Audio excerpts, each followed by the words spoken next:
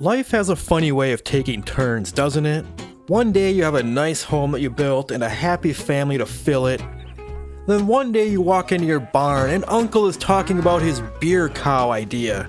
If I could only get one of these to pull beer, I'd be a millionaire. You be flat on your... You decide to invest into his beer cow venture, and before you know it, she's kicking you out with nothing to your name because the beer cow venture was nothing more than another crypto scam, and you ended up losing all of your family's money. Then as you are broke and disheveled wandering the countryside, you realize these lands are cursed, and the screaming of these wretched lands and the wretched life just start to grow louder and louder in your head, slowly driving you insane until you step foot in Valentine.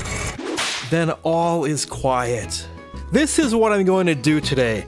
Just horse around and see what kind of life John can carve out for himself while being region locked within the dashed line that marks the borders of Valentine. He'll be starting with almost nothing. No items, no horse, no money, not even shoes or a shirt. Nothing to his name except for a hunting knife and a rat flat cap. But also, it's time for John to really clean up his act, so no aggressive crimes will be permitted to achieve wealth. Well, except maybe some petty theft will be allowed if things get dire, as a treat. Aside from those rules, I've also gone and installed a few mods to make this a bit more interesting. I've installed the humidity and temperature overhaul to make the weather potentially more impactful while he is half naked, and I'm also using the dynamic seasons mod and starting in autumn because who doesn't like the looming threat of winter weather? And also I'm playing free aim and not using Deadeye for what it's worth. So let's go. Let's help John rebuild his life while stuck in Valentine. I intended to explore a bit to see where my resources were, but thanks to that weather mod, I've now learned that John is no proper Midwestern boy, so a mere 41 degrees is too cold for him to be outside without a shirt. I ducked into the first building I saw to warm up, but it wasn't enough, even if I pretended to be a cat and stood in the direct sun. I panicked into town and found a fire in the workers' camp that did provide adequate warmth while providing a view of a man getting hanged. One hell of a welcome to Valentine. Morning. My friend. You there? Once properly warmed, I set out to assess resources. Smithfield's Tavern advertises meals, so let's go see what they have. Beef stew and lamb's fries sound tasty, but not at $3 and $5, far too rich for my broke-ass blood. However, at the far end of the bar, there are some complimentary almonds. Tasty, but they don't do too much to replenish my cores. But over on the other side of the bar is something special. Morning to you. A bottomless jar of pickled eggs at no cost to John. And look how much core they restore. I foresee putting this place out of business by abusing the complimentary pickled eggs. Having eaten, I warmed up by the stove and decided that the first goal for John would be to acquire him a shirt and some shoes. I price checked the clothing, and this is gonna cost me about $20. We have a butcher and a doctor in camp, so foraging for plants and knifing animals presents themselves as a legal source of income. Off to work! I explored to the west and found some berries just outside the border taunting me, knowing that they were off limits. A little bit south of that, and I found some thyme that was growing right on the thick dash line of my boundary. So I had to make a decision. Was the boundary the inside or the outside of the thick dash line? Damn right it's the outside. Give me that thyme. To the northeast of town, I crashed through a bush and found a deer on the other side of it. I pursued it with my knife, but John got too cold and had to go warm up. But a big buck like that would definitely be worth something if I could stab one to death. I warmed back up and ventured out again. You, mister. Hello? To the south of the train station was an absolute jubilee of forageables. Carrots, raspberries, yarrow, oregano. Boy howdy, if I can keep foraging like this, John will be back on his feet in no time. I ate some more eggs and warmed up again before heading back out. The rains had started and I had found another deer to try to stab. But that stickhead came for me first! And it won the joust this day. But he did knock me into another patch of time to forage. No, Brother Brodus, you're simply not a gentleman. You're a scoundrel, to be quite frank. And by this point, I had walked past and heard the arguing brothers call out to me enough times that my curiosity was piqued to do something silly. Yeah, what do you want? Do I look like a coward to you? I wondered if Rockstar had the foresight to provide a path to complete their shoot the bottles off my head quest if the player doesn't have a gun. This is getting silly. Very silly. The man. Damn right it's getting silly. You boys are ridiculous.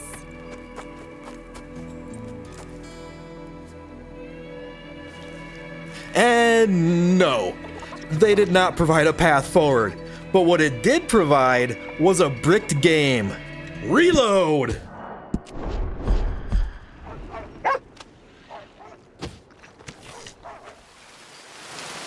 Hey, partner.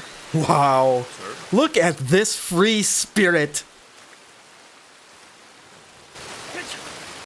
Selling my first day's forage netted me $4.75. This would be enough to purchase the cheapest shirt, but why blow all that money right away when I can invest it? You got that right.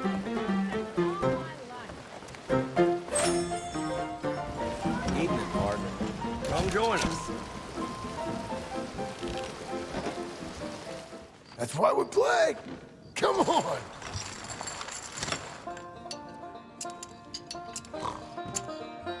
I spent the entire night investing and started day 2 with $6.81 in my pocket. I warmed back up and went to the general store and bought some long underwear for $4.50. And with some of the remaining winnings, I also purchased a cover scent lotion, for I have a plan. Thanks, partner. I set out to forage and hunt, but day 2 was largely a bust. Those berry bushes out in no man's land once again fooled me and got my hopes up.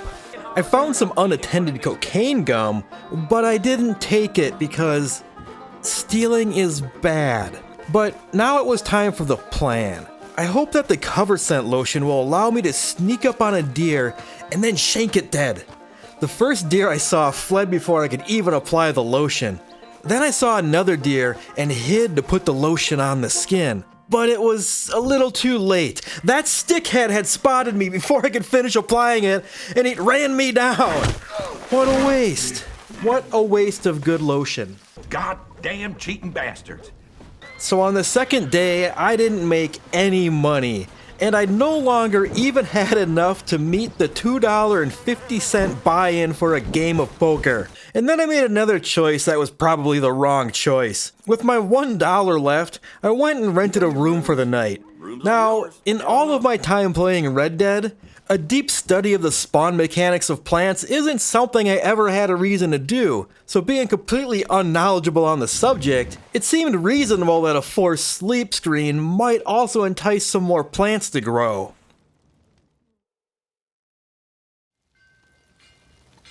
How's it going? I've sure been better.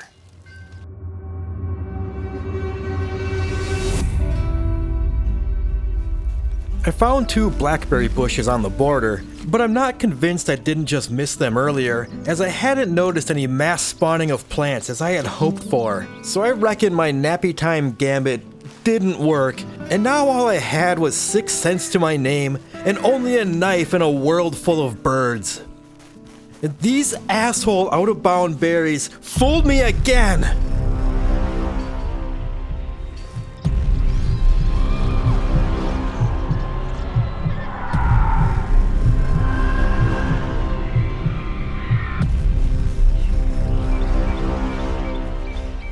I found a dead sheep that was far too gone to scavenge. Did you see that? Rats! I can add this one to my hat, but I also smelt the ratty scent of a second rat scurrying away. I pursued, and when I found it, I punted that little shit into oblivion. A little far into oblivion as it landed in the cursed out-of-bounds area, and thus could not be added to my hat. I got as close as I've ever gotten to slitting the throat of a deer, but alas, the dirty stickhead got away once again. A few hours later, and another buck was back in the same spot, but it too escaped my blade. But it did lead me to some just inbounds oregano ready to be picked. Did my hotel strategy perhaps work? Come on in there. After selling the day's haul of berries, oregano, and rat, I was only up to $1.91 to my name. Still not enough to invest into poker, so I went for a night stroll instead. And on this stroll, I heard a scream. But not just any scream, a scream for help. I got an idea. Wanna hear it? Huh? This man was trying to drown that poor woman. A perfect left hook put him on the ground, and the woman thanked me for saving her from being drowned. Thank you. That crazy bastard, he can rot in hell. Go home, ma'am. Get some rest. As he laid there KO'd on the dirt, something shimmered in the moonlight. I think that keeping this revolver out of that maniac's hands is a fair spoil of war. I ate a few more free eggs to celebrate this win and continued on the walk. And to top off the night, I managed to catch a risky play at a small independent theater. Close the drapes! If you tell us go, I swear I'll kill you!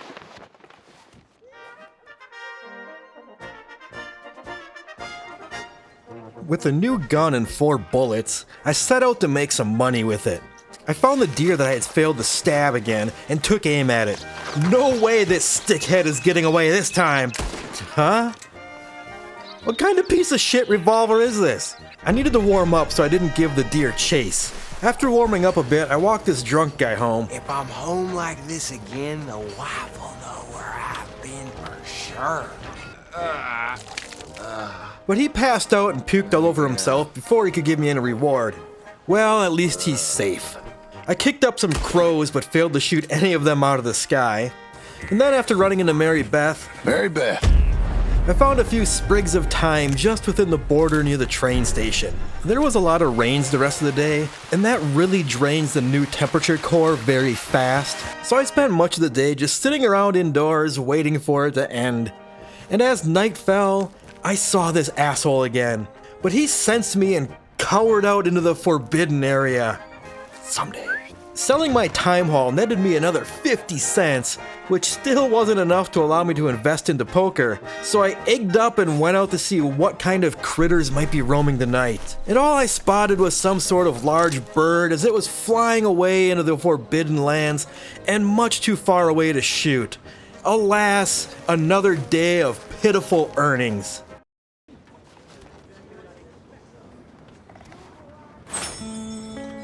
After admiring this rotten rodent, this man took my ever so gentle bump just a little too seriously and started throwing hands on me.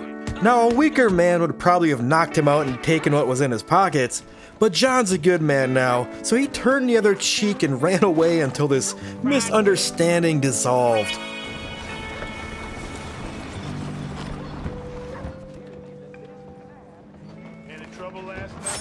Later I crossed paths with another buck, but this time my cattleman spit flames and the buck fell to its fury. I was too cold to march it straight to the butcher, but after I had cut it up and sold the bits and pieces to the butcher, I had enough money to invest in some more bullets. I also had enough left over to play some poker again. That night, I came out slightly ahead and ended day 5 with $7.56 in my pocket.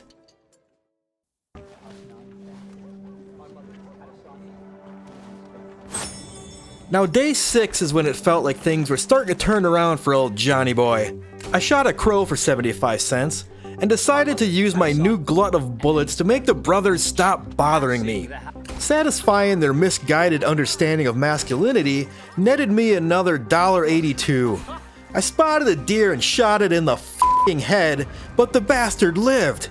But soon another returned to graze on the spot, and it didn't have the same fortunes. With this deer skinned and sold, I now had $16.88. With this money, I bought a pair of boots for $14 to make sure I had enough cash left over for poker, which ended up being unnecessary, as while John was out showing off his new kicks, this hawk appeared, and boy howdy, that feathered flyer brought in a whopping $6.43. And this is when I realized I could also eat the stew in the workers' camp. And unlike the pickled eggs, it could charge all of my cores instead of just the health. But at this point, John had already consumed 64 pickled eggs, so to switch to stew for nourishment just felt somewhat unloyal. Ugh.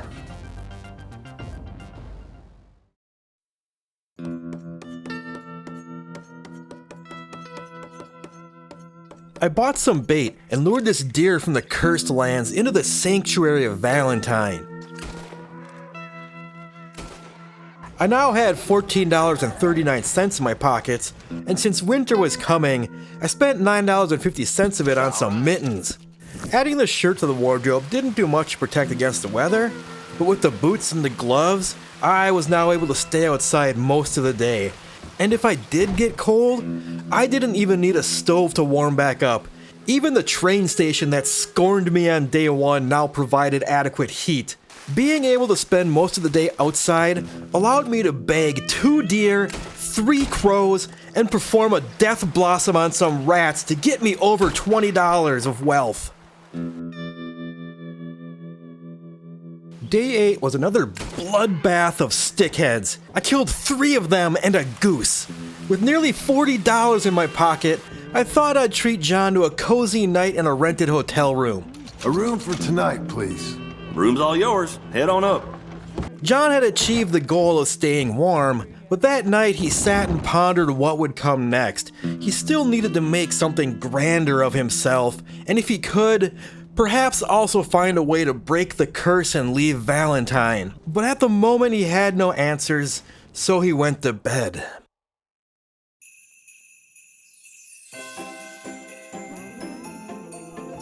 And woke up to a winter wonderland! Wee! Wee! Wee! Wee! Wee! Wee!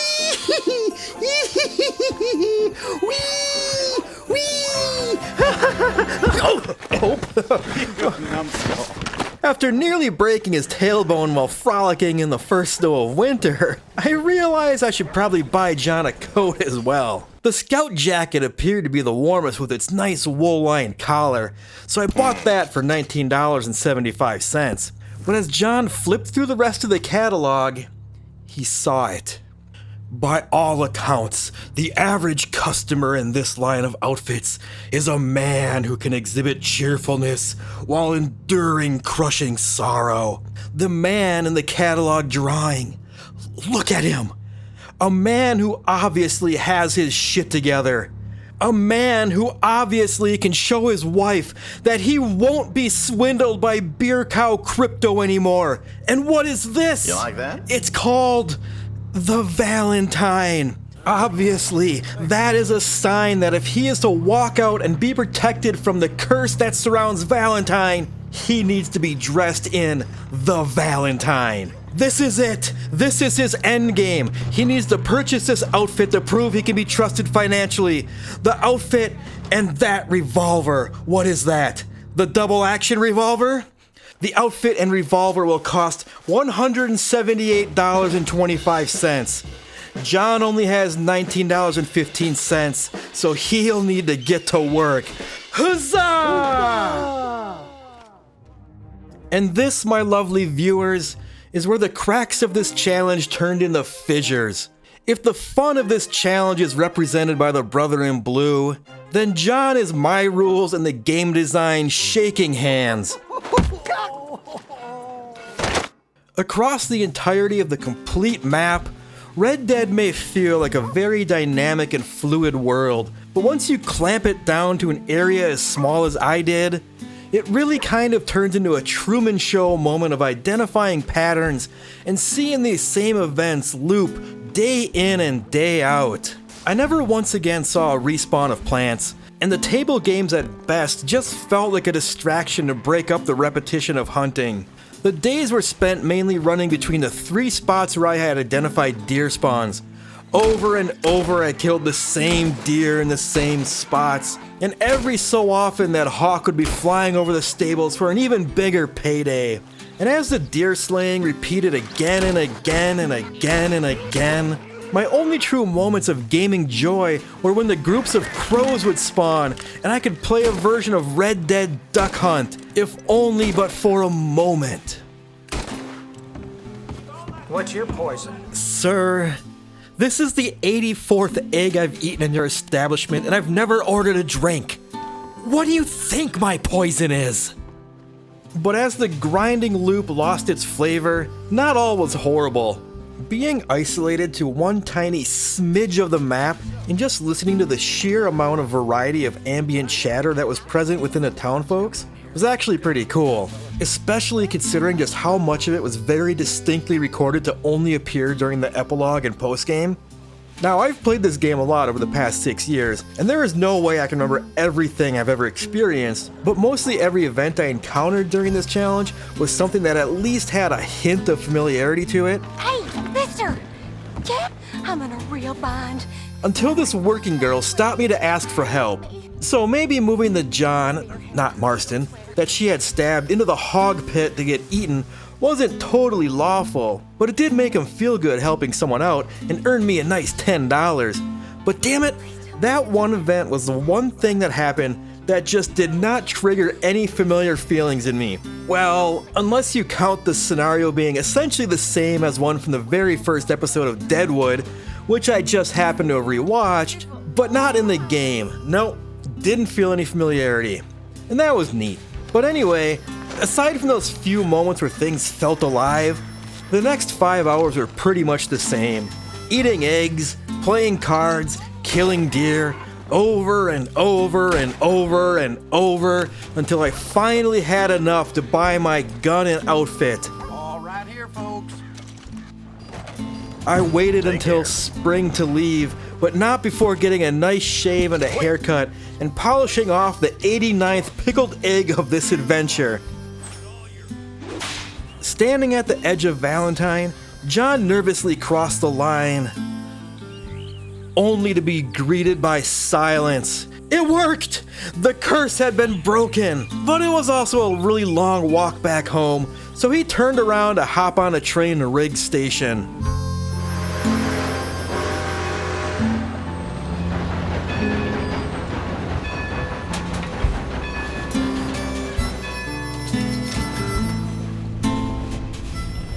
Departing the train station, he set out on foot to complete the journey, to complete his financial redemption and get his family back.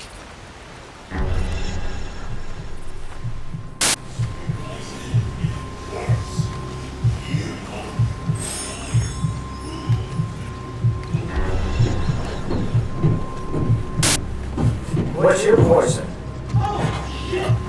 What's your poison?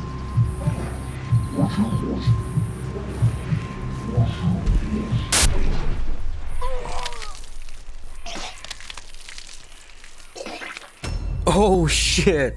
The bartender literally meant poison. Well, you can't win them all, can you? Oh, what a story that was. You know, even though the ending got kind of slow, I think I'm gonna try this again with a few different scenarios. And in fact, I already have like 3 or 4 of them written out with different rules and different endgames. So if you enjoyed this and haven't subscribed yet, you should totally do that now so you don't miss those when they happen. Until then, I don't know.